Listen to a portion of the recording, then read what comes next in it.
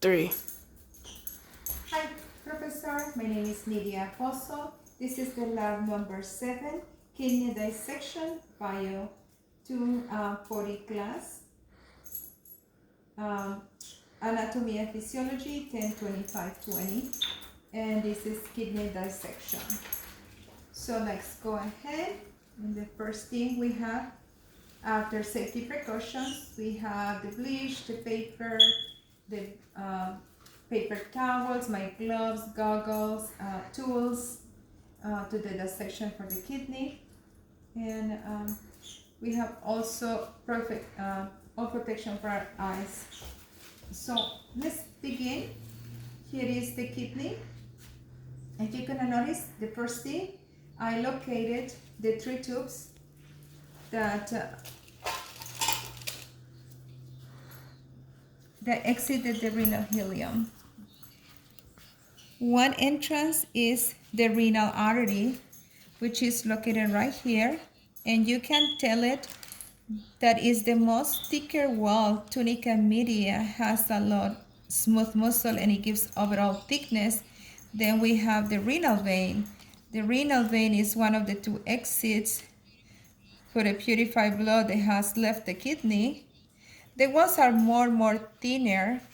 You can see there is very thinner.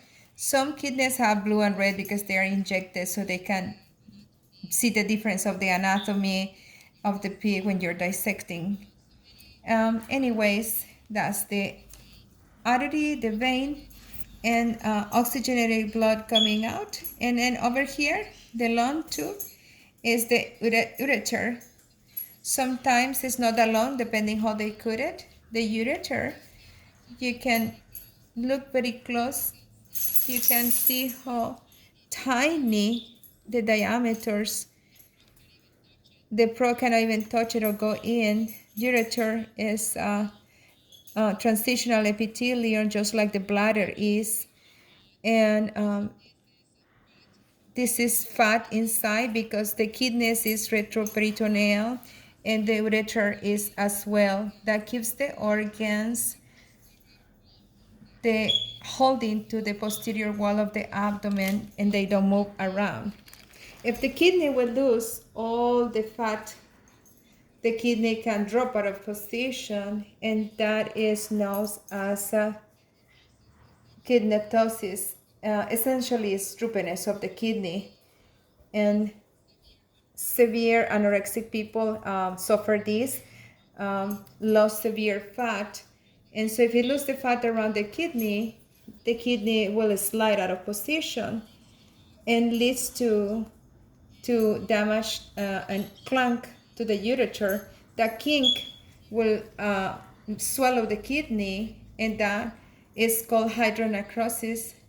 Basically, fluid accumulated, kink in here, does a kidney damage, even dead. Now let's go ahead and look at the inside. Let's go try to just make a cut.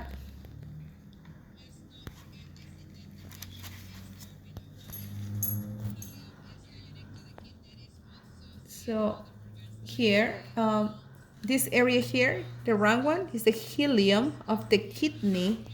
There's other organs that have also the ileum, like the lungs, like a ileum region, like pulmonary arteries, and something like that. So it's not just the kidney that has this ileum. So this is the ileum. So let me go ahead and cut. I'm gonna go frontal section and split it open, separating from half and back half. And let me show you how I will do it.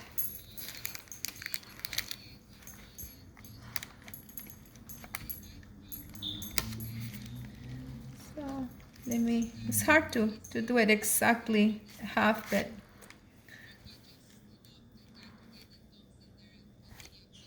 so I'm gonna continue cutting, and I'm gonna try to the best because I think I did one half bigger than the other one, but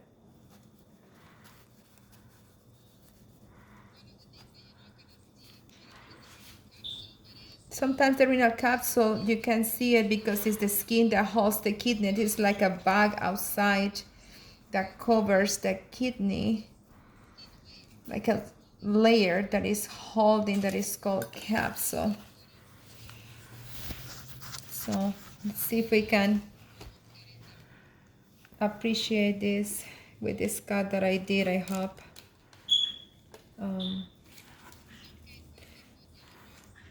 Some cases have yellow wax in between to locate the parts, but this one does not have any dye.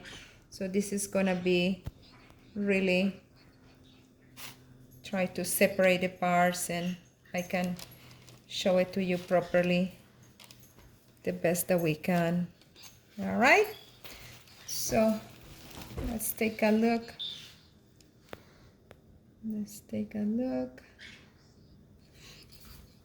All right, so let's begin here. If you see right here, you see fairly obvious features. The outer part from where the renal capsule is to the outside. This is the renal cortex. From here to here is the renal medulla, and is occupied by this format triangular. See, you can see it right here. They are known as the renal pyramids. And in between of the renal pyramids, see, you see the columns right there. That's the columns. Basically, they're dividing the pyramids. You're gonna also notice that is a little space out here in the pyramids. That little space is where the collective ducts emptying. That's the last place where the urine is exiting after basically all the clean has been done. So it's no more processing. That's what the urine exit.